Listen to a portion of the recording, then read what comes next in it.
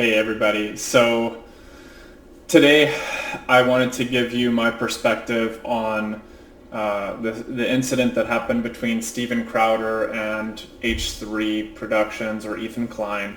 You know, pretty early on, I skipped most of the intro, but pretty early on, Steven does this. Well, anyway. And to compensate with the beard that he uses just for men, or the phrase like E.T. in the cornfield? So Steven's making fun of Ethan's Tourette syndrome, which is an actual thing and something that he's been open and honest about. And as I talked about in a previous video, this anxiety and your mood can definitely influence your movements. It's so stupid, bro. The point. What are you hoping to accomplish by making fun of someone's condition that is for the most part involuntary? It's not something that he has control over. I feel like this is extremely ignorant on Steven's behalf. A lot of body language is involuntary, and a lot of the things people do, they don't have control. They don't necessarily have conscious control over. So we see that a lot with facial expressions and body language. But essentially, Ethan and Eli are, of course, big advocates of wearing a mask, which is such an easy thing to do. And Steven Crowder and gang's counter argument is that since the guidance has changed, you shouldn't listen to scientists and healthcare providers that have studied viruses, infectious diseases, etc.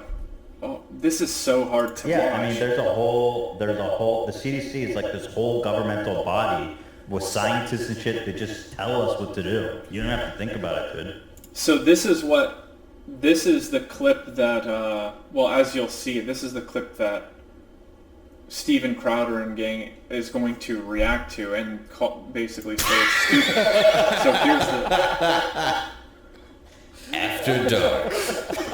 Seriously, just tell you have to think about it, dude. By the way, So it's really just kind of ironic that someone like Steven Crowder, or anyone for that matter, would pick fun at someone's movement, because as you can see here, Steven has anxious movement. Most people do this, and it's subconscious. So take a look at him. He gets very nervous and anxious and has an involuntary movement in his hands, and after making fun of Ethan's problem, Tourette syndrome. Into a little bit of a meme, which wasn't intentional, and was you saying you don't even have to think about it regarding the CDC. So here is Steven making fun of Ethan because he has Tourette syndrome, which is an actual medical condition. It's uncontrollable and usually starts in early childhood and is something that's involuntary and you can't control. And by the way, Mr. Crowder, a lot of people have involuntary movements, and you yourself, as you will see, you yourself are guilty of moving involuntarily. Talking about me, I am not 120 pounds. Trust me, dude. We don't have right. Well, anyway. And to compensate with the beard that he uses just for men, or the phrase like E.T. in the cornfield? It's so stupid, bro. The point is, I always think. So yeah, what is the point, like, Mr. Crowder? What's the point of making fun of somebody's involuntary movements, which we all do? Like, forget the whole mask argument. It's such a baseless and mindless critique.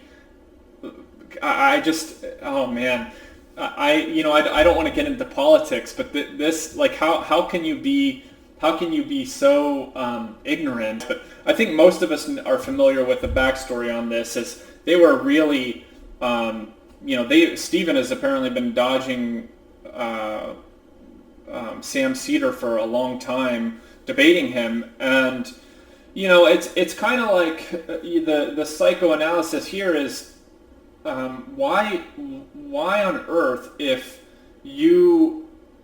if you're in this debate space, which Stephen is very popular for, why are you avoiding debating somebody who has opposing views? I mean, that's exactly what he's trying to do in this scenario is debate Ethan.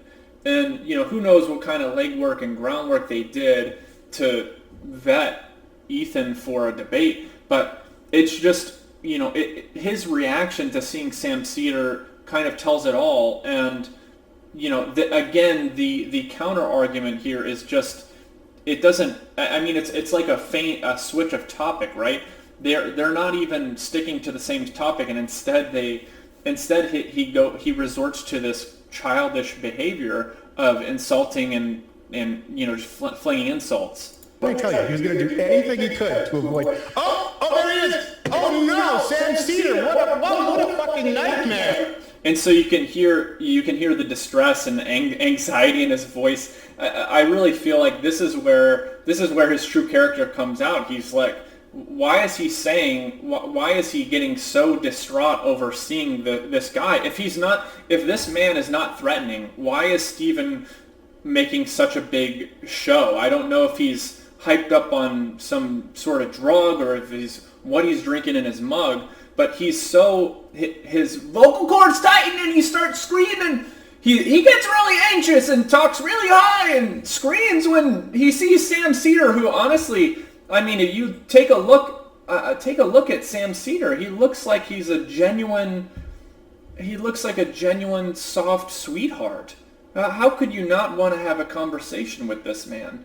He's got, tiny, gentle eyes. He's beautiful.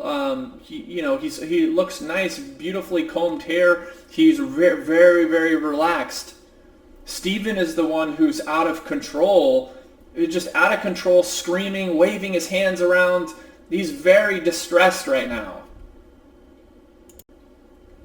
And, he goes on to say he didn't know this was going to happen. Again, that was found out to be a lie because they knew they were waiting. Sam had gone live. They were waiting for Sam to go live so that they knew that he was occupied, but instead that he was waiting to surprise Stephen. So, again, he's lying and very nervous and anxious. He's all worked up and his voice is all high and he's screaming and stressed out. No idea this was going to happen. I thought Ethan was a stand-up guy. This is where we are. Yeah. And, this is the other part I find interesting. Why do they cut to this? I'm trying to understand why they cut to this guy who's just walking across. He just walks across and sits down in a chair, and they cut to him. I told you. I said, I guarantee you, he's going to do anything he can to avoid the debate. Oh, I just think he believes that he should debate you. No, he doesn't. He just takes advantage of women with, mental health issues. Again, this is what I've been talking about, and what really rubs me the wrong way here is Stephen's line of argument outside of his political arena. If you're not in his arena, his controlled, comfortable arena, then you know what?